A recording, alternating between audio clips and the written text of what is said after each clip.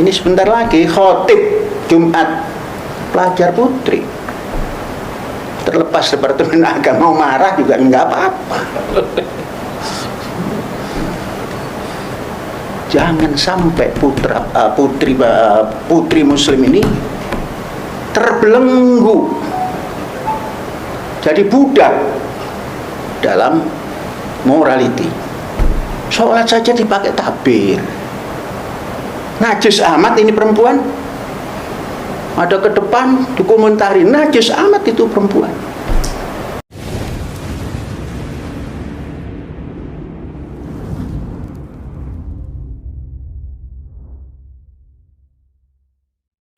Kalau sudah disebut dakwah, bayangannya ceramah, khutbah, kultum, mimbar, mikrofon.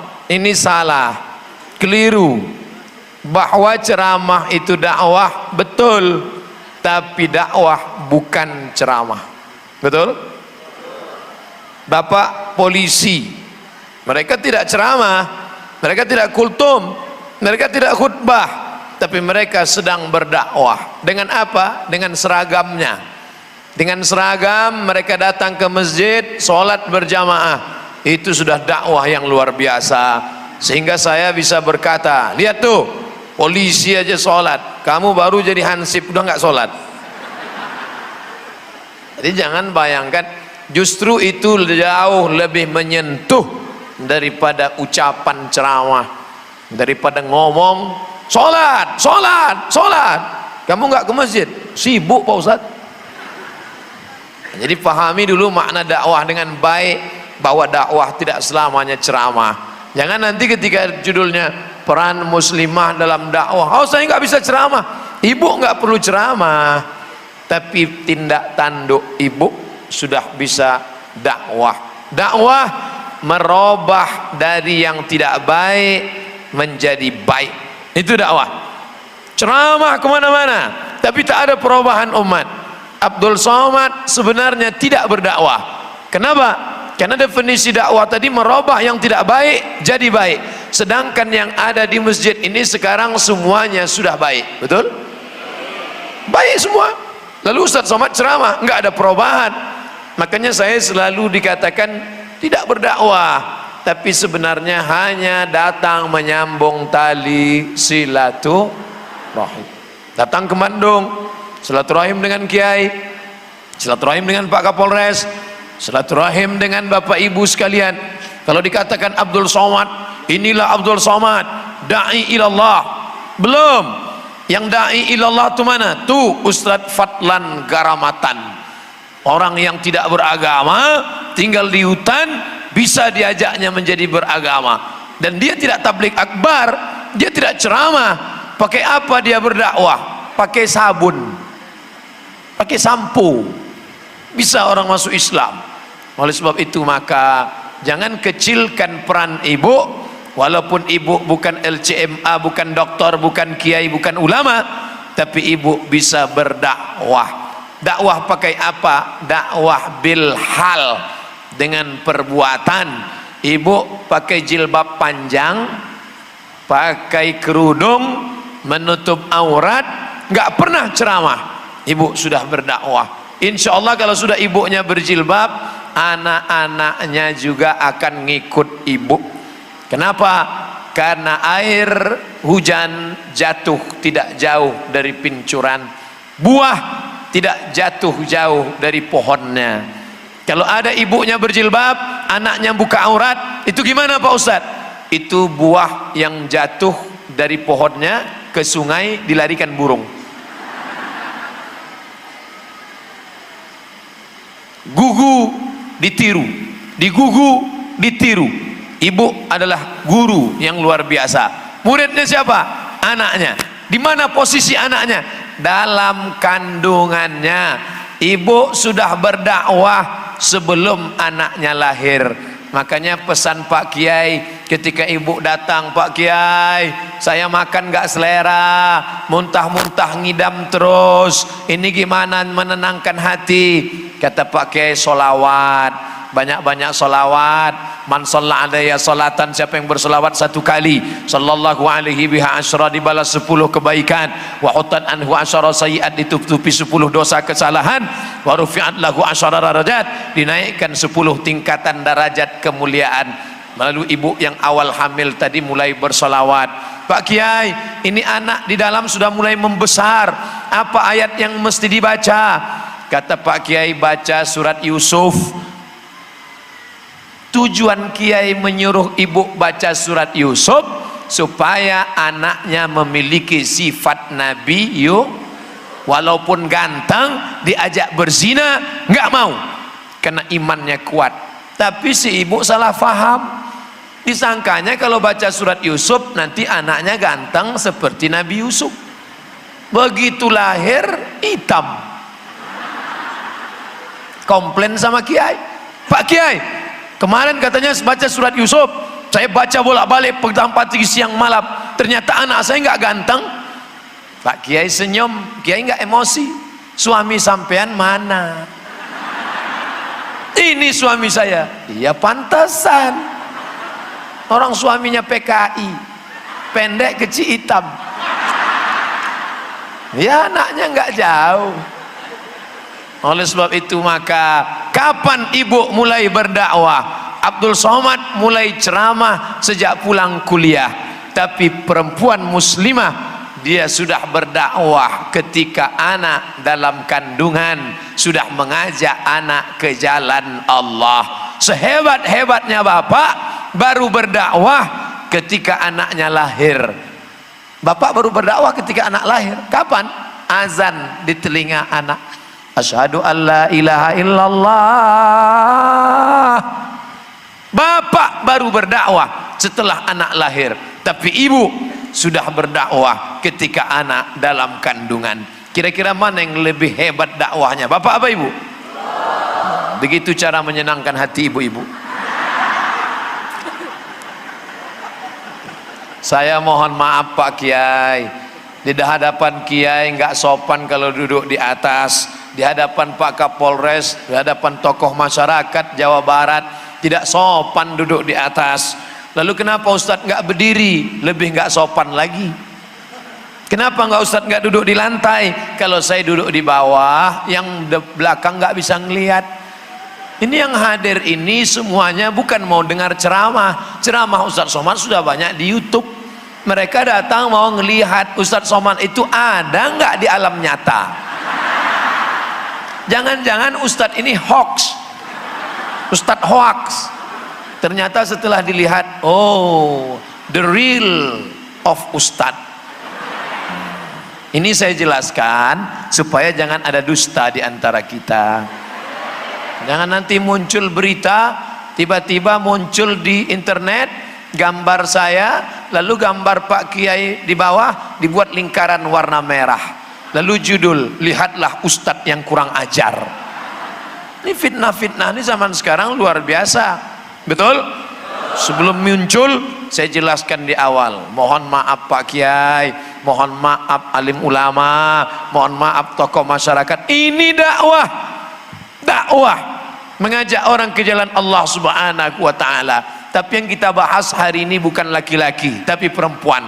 Saya ketemu bapak-bapak nggak pakai peci, jaket kulit, pakai celana jeans, tapi rajin pengajian di masjid shop pertama. Saya orangnya suka nanya, penasaran, Pak gimana ceritanya bapak rajin pengajian? Dari gaya bapak sepertinya bukan gaya ustadz, metal, jaket kulit, celana jeans, tinggal pakai helm tulis Grab. Gimana ceritanya bapak hobi pengajian? Ceritanya gini Pak Ustadz, suatu malam istri saya nelpon, Mas jemput aku ke masjid ya. Rupanya istrinya suka pengajian. Jemput aku ke masjid ya Mas. Oh enggak, aku lagi sibuk, pokoknya kamu pulang aja sendiri. Nanti kalau aku dilarikan supir taksi gimana? Oh iyalah biar aku jemput. Ternyata dia takut juga istrinya dilarikan. Akhirnya dijemputlah Pak Ustadz. Sampai ke masjid, saya jemput, dia nggak keluar masjid. Sudah lama nggak keluar. Akhirnya saya masuk ke dalam masjid, mau marah, kenapa istri saya nggak keluar masjid. Begitu sampai di pintu masjid, saya lihat penceramahnya membuat iman saya bertambah. Terpukau saya Pak Ustadz. Dalam hati saya, ini pasti saya yang dia lihat. Akhirnya saya berdiri di pintu masjid. Lama-lama menarik, lama-lama saya duduk di sop paling belakang. Lama-lama terpukau, lama-lama saya datang. Besok malam istri saya ngaji, saya yang ngantar. Dia ngaji, saya ikut. Dia pulang, saya jemput. Saya bawa pulang ke rumah. Akhirnya sekarang saya ngaji di sop paling depan. Tidak pernah istrinya ngajak, tidak pernah istrinya, Mas ngaji, kalau nggak ngaji neraka jahanam. Ternyata lidah belum tentu menyentuh hati, tapi perbuatan. Sentuhlah dia tepat di hatinya, dia akan jadi milikmu untuk selamanya. Oleh sebab itu maka ibu-ibu kalau berdakwah luar biasa. Kenapa? Karena ternyata si bapak yang gaya metal, gak suka pengajian, malah sekarang jadi orang terdepan dan gak pernah absen. Gara-gara apa? Karena istrinya suka pengajian. Sekarang dibalik, andai istrinya suka nyanyi di karaoke, apa yang terjadi? Berapa banyak suami yang tidak baik menjadi lebih tidak baik. Jadi peran istri, peran muslimah luar biasa. Peran muslimah dalam dakwah. Ibu kalau nggak bisa ceramah, nggak usah paksakan diri. Untuk apa maju ke depan megang mikrofon menggeletar assalamualaikum? Nggak perlu ngomong, tapi action, perbuatan yang luar biasa. Ibu punya anak perempuan, betul?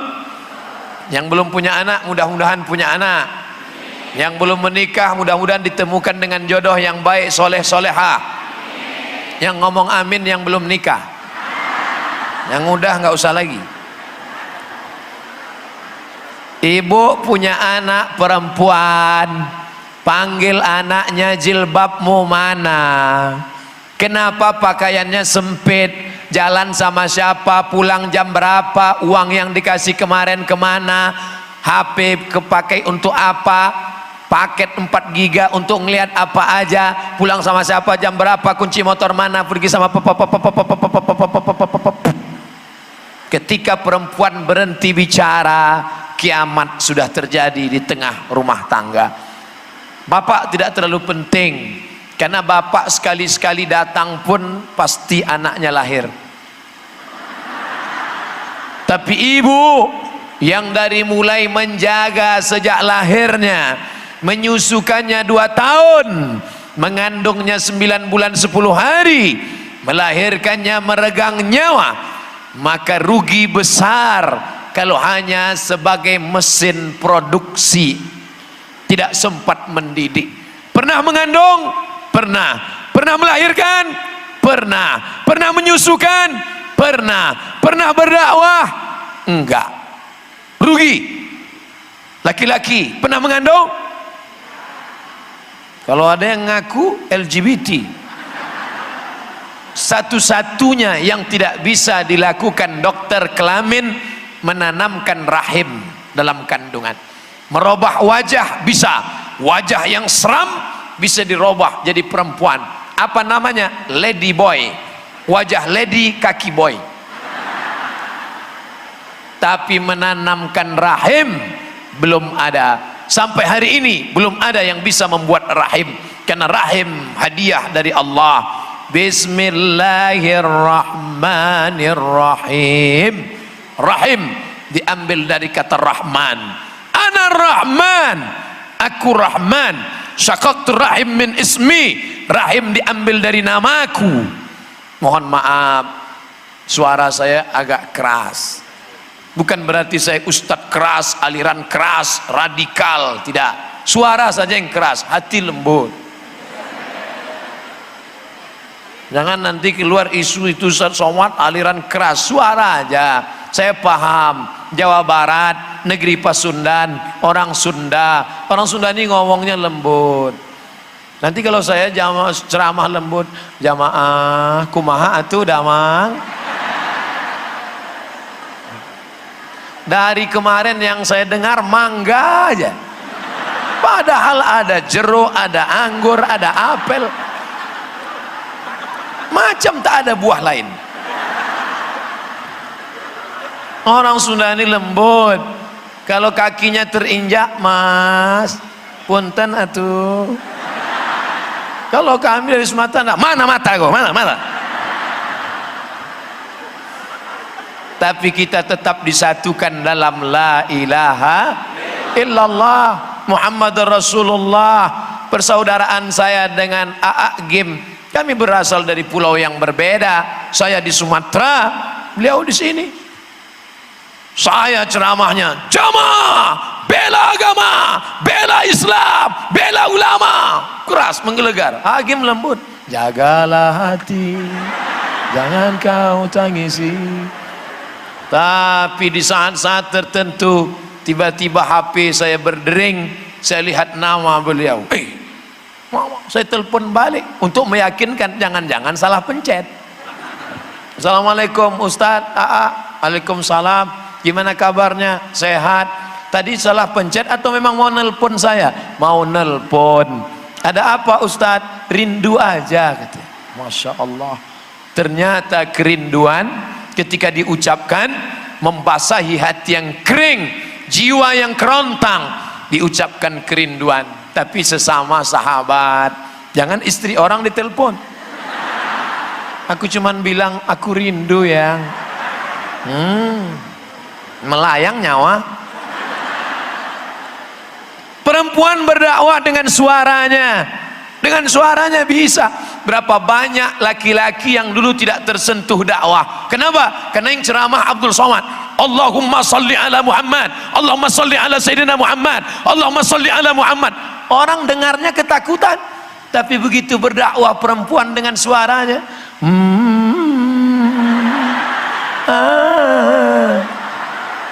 orang Korea, ada videonya kan, orang Korea senang selawat. Orang Korea jadi senang selawat, orang Israel jadi senang selawat. Gara-gara apa? Gara-gara suara yang lembut. Jadi kalau dikatakan kami ini perempuan Pak Ustadz, kami bisa apa? Sumur, kasur, kubur. Engkau bisa berdakwah saudaraku. Tapi katanya suara perempuan aurat, suara perempuan itu nggak boleh. Suara yang nggak boleh itu suara mendayu-dayu, mendesah-desah, sehingga menyebabkan laki-laki yang ada penyakit jadi error. Itu yang nggak boleh. Makanya suara perempuan jangan mendesah-desah, merayu-rayu, jelas-jelas aja. Apalagi kalau ada telepon salah sambung. Assalamualaikum. Waalaikumsalam. Di mana? Bandung. Bandung mana? Lautan Api.